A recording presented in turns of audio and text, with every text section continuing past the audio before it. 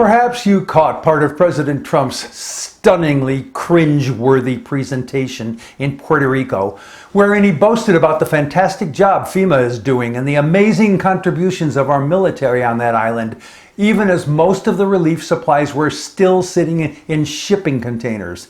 Their release has been awaiting memos from mayors of the cities and towns on that island as idiotically required by FEMA administrators. Later, Trump threw rolls of paper towels to citizens like the guy at the basketball game shooting t-shirts into the crowd. Let's see. They desperately need clean drinking water, food, medical supplies, fuel for generators, and repair of their electrical power system, and Trump was throwing rolls of paper towels across the room. He called out General Kelly, letting us know that he's a four-star general, and boy, that's really something, and that he, Trump, is providing more F-35s for the Air Force, which brought me to my gag point. First, the Pentagon has repeatedly told Congress that they don't need the F-35. Second, and far more important, this bombastic display by our president took place in front of Puerto Ricans who have friends and relatives all around their island who are suffering and some are dying.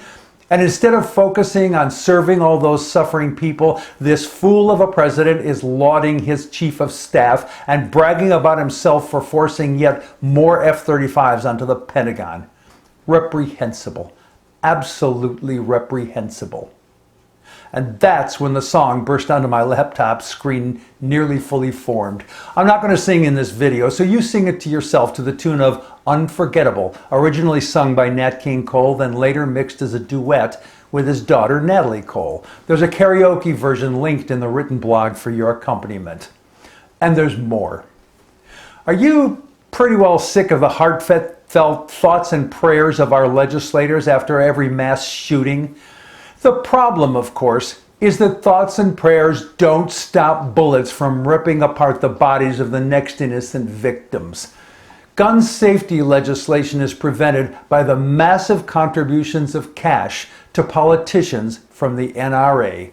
Have a look at the short list compiled by David Leonhardt of the New York Times for an idea of just how persuasive this lobbying organization for the firearms industry really is.